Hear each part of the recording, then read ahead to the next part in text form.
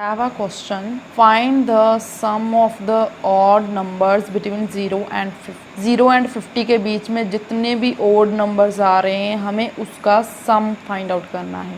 अब देखो आपको इतना तो clear ही होगा कि odd numbers कौन से होते हैं। जब भी हम counting लिखते हैं 0, 1, 2, 3, 4, 5 अप टू so on, यहाँ पर ये even होता है, ये odd होता है, उसके बाद फिर even होता है, फिर ऑड नंबर आता है, फिर इवन आता है एंड देन फिर से ऑड आता है, राइट। ऐसे होता है कि एक odd even odd even odd even ऐसे ही चलता है।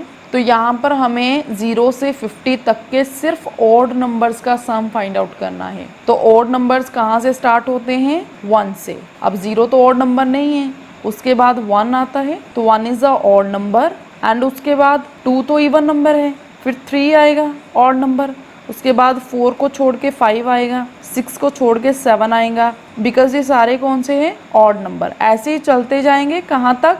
यहाँ 50 तक ही हमें ऑड नंबर्स लेने हैं, ठीक है। But 50 is a even number. 50 से पहले क्या आता है? 49। 49 इज अ ऑड नंबर और 50 क्या है? Even number. तो हमें सिर्फ ऑड लेने हैं, दैट्स वाई हम लास्ट टर्म कौन सी लेंगे? 49। तो ये तो रही हमारे पास लिस्ट ऑफ नंबर्स। ये 0 और 50 के बीच के ऑड नंबर्स की लिस्ट है। अब हमें इसका सम फाइंड आउट करना है, ठीक है।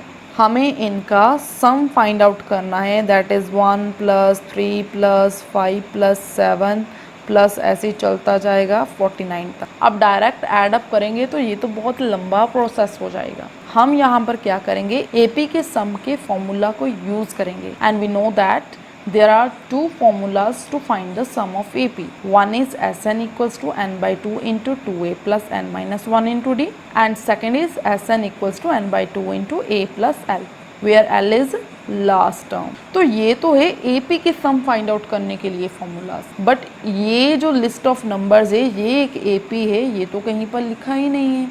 तो फर्स्ट ऑफ ऑल हमें ये शो करना होगा ना कि ये एक AP है। वो कैसे करेंगे? By finding the difference between adjacent terms. So सबसे पहले फर्स्ट 2 टर्म्स के बीच का डिफरेंस फाइंड आउट करते हैं, दैट इज D1। अब हमें मालूम है इसे हम फर्स्ट टर्म लेते हैं, इसे सेकेंड, इसे थर्ड, इसे फोर्थ, ऐसे ही चलता जाएगा और ये लास्ट टर्म होंगी जिसे हम nth टर्म लिख रहे हैं, बिकॉज हमें नहीं मालूम कि ये कितनी नंबर ऑफ टर्म, राइट। तो सबसे पहले D1 फाइंड करते हैं, दैट इज फर्स्ट 2 टर्म्स के बीच का difference, that is A2 minus A1, 3 minus 1, तो ये कितना आ रहा है? 2। सेकेंडली हम D2 फाइंड करेंगे, that is next 2 adjacent terms के बीच का डिफरेंस, दैट इज 5 माइनस 3, तो ये भी हमारे पास 2 आ रहा है। ऐसे सक्सेसिवली अगर हम फाइंड आउट करते जाएंगे तो D3 नेक्स्ट 2 टर्म्स के बीच का डिफरेंस होगा, दैट इज 7 माइनस 5, तो ये भी हमारे पास 2 आ रहा है। ऐसे ही हम जितनी बार भी फाइंड आउट करेंगे तो 2 एडजेसेंट टर्म्स के बीच का डिफरेंस हमारे पास 2 ही आने वाला है। वैसे ये अंडरस्टूड भी है, बिकॉज हर बार एक नंबर छोड़ के तो लिख रहे हैं हम, राइट। ऑड नंबर्स हैं तो एक इवन नंबर को छोड़ के नेक्स्ट ऑड नंबर लिख रहे हैं, फिर इवन नंबर छोड़ के ऑड लिख रहे हैं, तो बीच में एक नंबर छोड़ रहे हैं तो इन दोनों के बीच का डिफरेंस जो है वो तो 2 ही होगा ना। तो ये अंडरस्टूड है, बट मैथमेटिकली उसको शो करने के लिए हमने ये D1, D2, D3 find out किया है। तो अब हम यहाँ पर लिख सकते हैं D1 equals to D2 equals to D3, therefore it is an AP. So we can apply any one method from these 2 methods to find the sum of this list of numbers. देखो इन दोनों में से आप कोई भी formula apply करो, आपका answer correct आएगा। बट मोस्टली जिस AP में हमें लास्ट टर्म गिवन होता है वहाँ पर हम ये वाला फॉर्मूला अप्लाई करते हैं, बिकॉज इसमें लास्ट टर्म यूज़ होता है, राइट। तो इस फॉर्मूला को यूज़ करके अब हम इस list of number that is 0 से 50 के बीच के ऑड नंबर्स का सम फाइंड आउट करेंगे। बट इस फॉर्मूला को अप्लाई करने के लिए हमें क्या क्या चाहिए? हमें n चाहिए, a चाहिए, l चाहिए। अब a की वैल्यू तो हम लिख सकते हैं because a is a first term, तो और इस AP की फर्स्ट टर्म क्या है? 1, एंड सेकेंडली लास्ट टर्म भी हम लिख सकते हैं क्योंकि लास्ट टर्म हमारे पास कितनी है? 49। बट n की वैल्यू कैसे लिखेंगे हम? n का तो हमें मालूम ही नहीं। n की वैल्यू को हम कैसे कैलकुलेट करेंगे? By using nth term. देखो nth टर्म को हम कैसे लिखते हैं? a plus n minus 1 into D. तो यहाँ पर an कितना है? लास्ट टर्म कितना है? 49। इक्वल्स टू ए की वैल्यू कितनी है 1 plus n-1 as it is लिखेंगे बिकॉज हमारे पास n की वैल्यू गिवन नहीं है, ये हमें फाइंड आउट करनी है। एंड d कितना है, d भी हमने कैलकुलेट किया है, d की वैल्यू 2 है।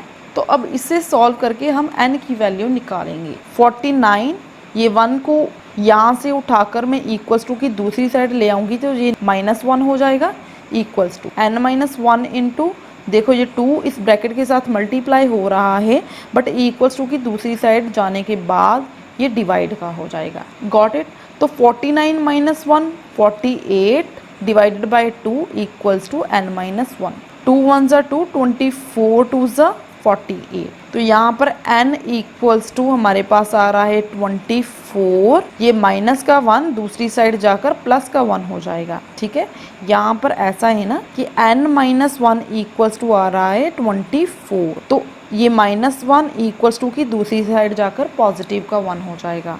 तो n की वैल्यू कितनी आ रही है 25। अब हम इस फॉर्मूला को यूज़ करके easily sum of this AP find out कर सकते हैं। तो अब यहाँ पर लिखते हैं s, n की जगह पर हम 25 लिखेंगे equals to n/2 that is 25/2 into a की वैल्यू कितनी है 1 plus l is 49।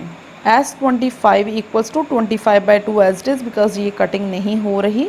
49 plus 1 is 50, यहाँ से कैंसिल कर देते हैं, 2 1 ज़ा 2, 25 2 ज़ा 50 एंड s25 की वैल्यू कितनी आ रही है 25 multiply by 25 and we know that 25 into 25 625। तो sum of odd numbers between 0 and 50 is 625।